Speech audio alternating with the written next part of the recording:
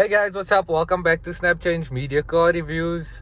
This week I've spent some time with the Isuzu MU-X LS 3 liter 4x4 derivative. You can see over here it has 4x4 4-wheel drive, and it's powered by the 3 liter engine, which is the flagship engine. The other engine is the 1.9 liter turbo diesel engine, which is a lot more frugal than this but not as powerful.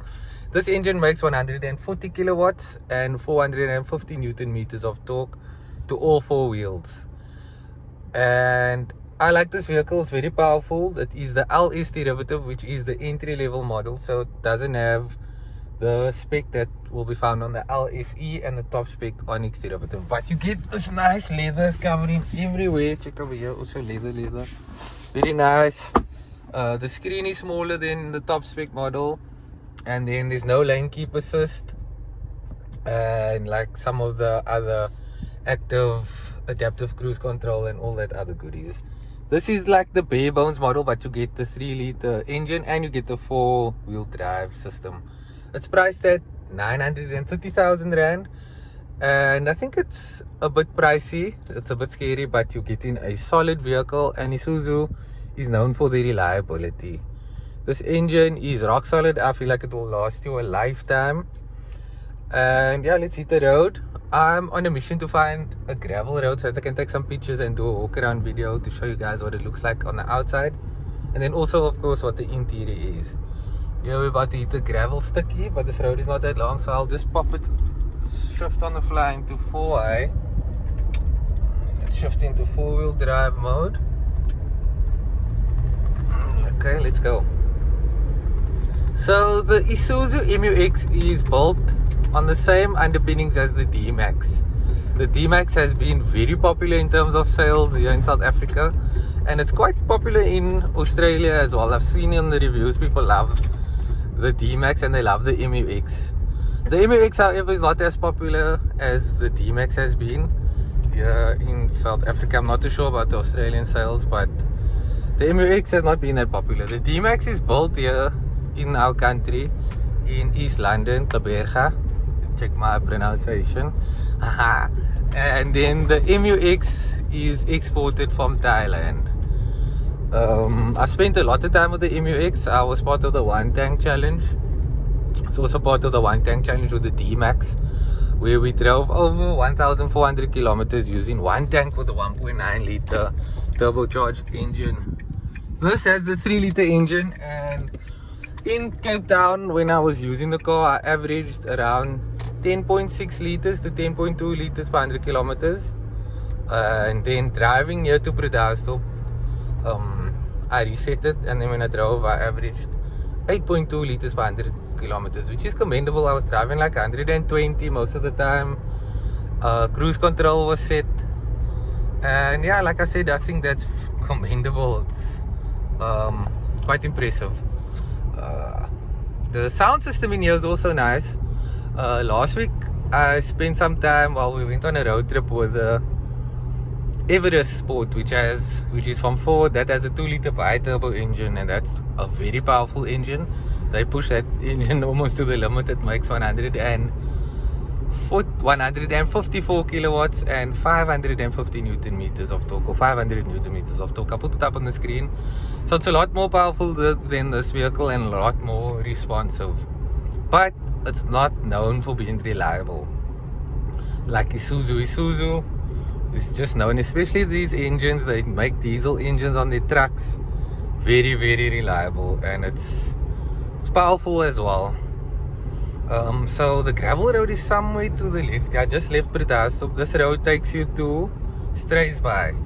So I want to go down this road, and then there'll be a road that shows me to the left that will says not the Gallus, what's the other place? Honeston, yeah.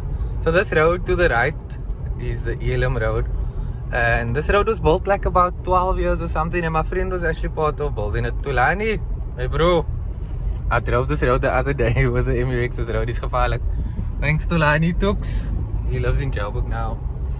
I hope you're watching this, Tulani, and you're commenting, and you're gonna click like, because you told me you watch it. So let's see. Okay, so from here we'll see it's 27 kilometers to Strathspey, and 33 kilometers to Agulhas. We drove to Agulhas with the 1.9 liter MU-X last year. During the December time, I had that vehicle for a month. It was my long-term vehicle. And we drove to Straits by 2 where the oceans meet, the Atlantic and the Indian Ocean. We're from Cape Town, so we also have Cape Point there. And so there's always an argument between which is the real point where the oceans meet. I don't think it's that simple. It's like, you know, sometimes it's here, sometimes it's there. It's not one point. But I don't know, what do you guys think about that? Check that bird. That's an eagle or falcon. Definitely. You guys can see it. Okay, so let me put my foot down. Check the responsiveness. Let's just pop it back to... I didn't pop it back. I wasn't paying attention. Okay, back in two-wheel drive. Put my foot down. Check the responsiveness. Fuel economy. Gauge. That's decently responsive. So the calibrations of these pedals are set in a way that you really need to like dig your foot in the acceleration pedal if you want to accelerate. Responsiveness is decent. It's not the most responsive. It's nothing sporty. This is meant for torque, for carrying the load. Check the nice scenery this way. I don't know if you guys can see it. Oh, this way. Okay, so there is no lane keep assist. It's just cruise control. I won't use it. I've been using it a lot, so it's quite simple to use it. Let me just switch over. So for cruise control, all you do is press that button, and then you press set, and then it's set to 180. Press faster with that button, or you can slow it down over there. To cancel, just press cancel, or you can just tap on the brake like I did now. Then it stops. So 510 kilometers range left. We're about half tank, and we're going quite smoothly. This vehicle looks a bit bland in this white. What do you guys think about the color? I would go for the blue one. I'm not sure what blue it's called, but it's funky blue. I'll put it up on the screen. I'll also show you the MU-X that we drove to. That was my long termer that we went to Agulhas with. I'll put that up on the screen. Drove the same road and the same route that we're gonna be taking now. Quite familiar parts of town for me. I've been driving here quite a bit. So my girlfriend Kaylin's family is from this area. Mom is originally from Bredasdorp. So I've been quite blessed to spend a lot of time here with the locals and just driving around in the area. So shout out to Isuzu as well. I've been testing a lot of these vehicles. I do recommend that you guys have a look at these cars, especially the MU-X, because it's not well known. Everybody knows the D-Max and everybody knows Isuzu for the bakkies. The suspension on here is very nice. It's a bit more loose. It's not as firm as the Ford that I drove last week, but it's softer with the bumps. So the Ford is a bit more firm and it feels a lot more car-like. But once you get on the gravel, this thing I feel is superior. The suspension, it just soaks up everything and you feel what's going on underneath you. The wheels, you feel the positioning of the wheels. The steering is also set up nicely and it's well weighted. Okay, so that gravel road should be coming up sometime now. Let's just put the foot down again, check it out. 120, 130. It's easy to get to that. And if you don't like digging your foot that deep, you can just go ahead and put on the cruise control. That does help you a lot and it feels a lot more stress-free. It's a nice straight road, lots of cool scenery around. Sun is setting on this side, but this window's a bit dirty, so it looks a bit glary. So there's a USB Type A connectivity down there, and then a 12-volt socket, and then normal air conditioning. You don't get dual climate control, but the aircon blows quite nice. It's cold, easy to set physical buttons, and then in the rear there's also buttons for those guys to set their own aircon, and they can move the vents around as they please. Cup holders galore over there. There's bottle down there. There's a cup holder that side, and then at the rear there's also cup holders and a nice storage space in the middle. In terms of safety, there's ABS, ABD, all that regular stuff, traction control, which you can switch on or off. I think there's a button down there, or the button is maybe here, I think it's here. There's hill descent control, there's a button to put on the diff lock, and then a button to press when you're going underwater. So there's no built-in navigation in here, but in the Ford Everest Sport there was a built-in navigation. That is impressive. Yeah, but it does have Apple CarPlay, which works with a wire. I'm not sure if it works wirelessly, I haven't tried that yet. But then you can go your maps, and it's obviously quite easy to use. I think this is the road. Let's just check. What does it say? Honeston. Yes, this is the road.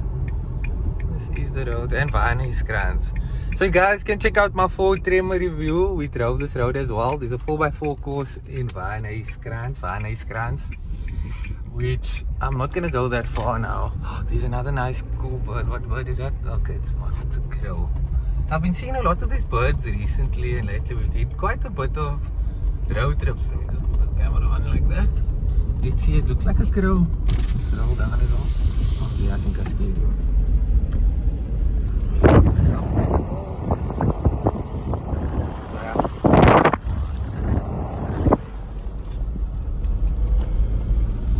So we're back on the gravel now. Let's put it back onto widescreen. Back on the gravel, easy, back to 4 high. Flashes there. Don't tell me once it's up there. 4x4 mode on.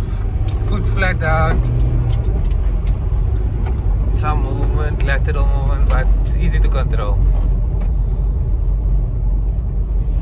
Also, this SUV is equipped with, it says 80-25 all-terrain 25. There's another bird there sitting over there.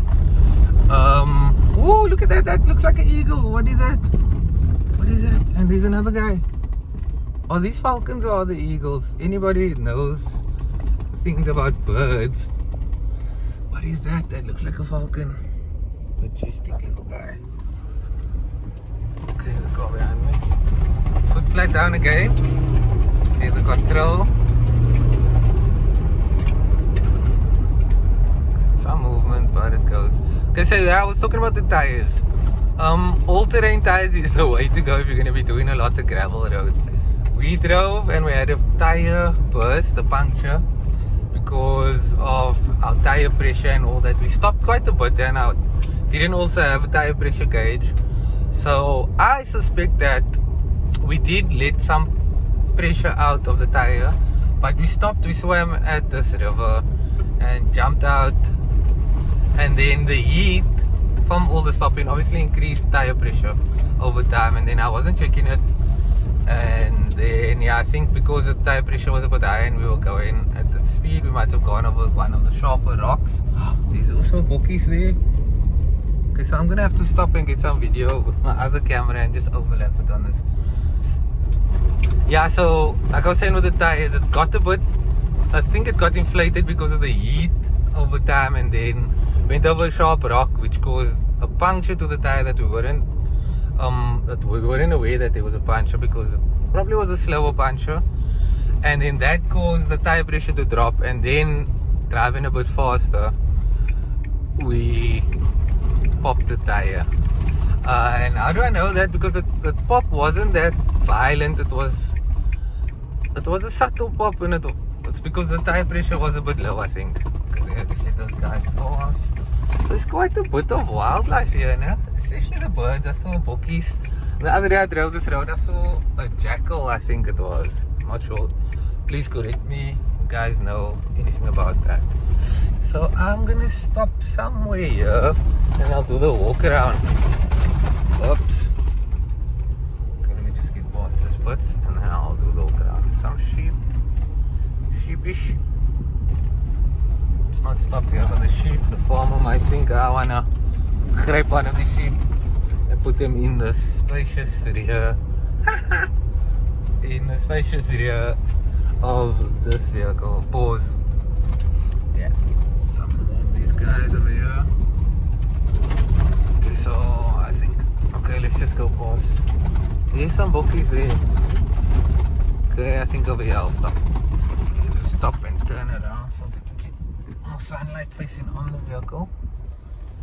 Still in 4x4 mode. Turn to sharply. Check the sheep is watching me. Turn.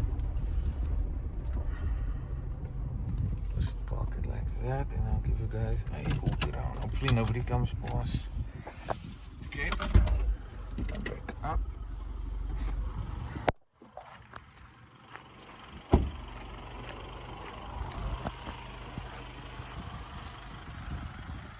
Oh, there it is.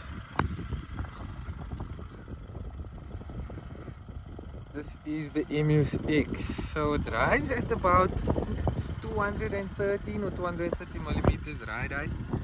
These are 19-inch alloys. I like the blade effect, and I like that, obviously, the tire amount that it's showing you there. The width. Then the suspension, it's been worked. It's nice. It's soft. Side step. Cool. It's not, the color code is only a bit on the top with the black inserts over there. I think it looks cool. LED daytime running lights. These lights are bright, brighter than the Ford Isuzu lights. Fog lights down there. Nice grill, blacked out. You guys think, let's go wide. Ride height. White is a bit too boring, but I mean, yeah, I wouldn't go for the white. Unless I'm gonna put like some stickers on or something. And then at the back, MU-X lights. They look cool. Nice with the sun setting there in the clouds. Just zoom it in a bit. 3 liter.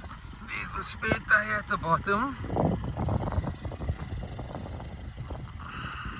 Let's go. Let's see if this back will open.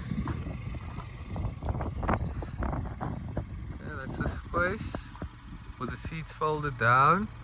So this Max Pro is fitted so nicely throughout the vehicle. These you can take off quick and just toss the sand or gravel or dirt, whatever. Very, very cool. Very, very cool. And I'll show you on the other side. So you at the back, if they sit in, cup holder, 12 volt socket over here. What else do these guys have at the back that I can see? I'll show you the legroom when I get that way around. Let's just open. Yeah, what's unlocked is keys. Okay, here's some KFC.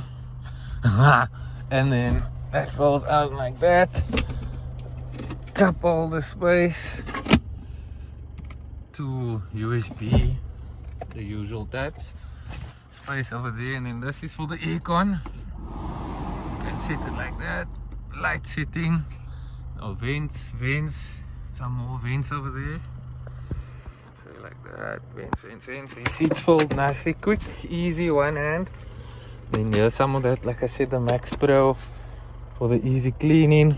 This folds up like that. Oh shit, that folds like this. That's the backboard, back resting. That goes like that. There you get the picture. That goes down. Space, and then that's what the front looks like. Simple. The Chinese are making all these cars look a bit dated very, very quickly. Like even the Ford, I was like, this car got dated very quickly. Key, but you can unlock it on the button, so it's so key. And then this, electronic leather seats. These seats are nice, comfortable. They look good as well, plain and simple. And that, plain and simple on the doors. I like the cup holders, like I said. And then could be black roof liner, but I mean, I said, let's not be fussy. Sound system bangs, let's put a number T on. What you guys use? A lot of Thames. Okay, let's just play a Thames song for the ladies. Which one do I know? Let's play Burning. Volume.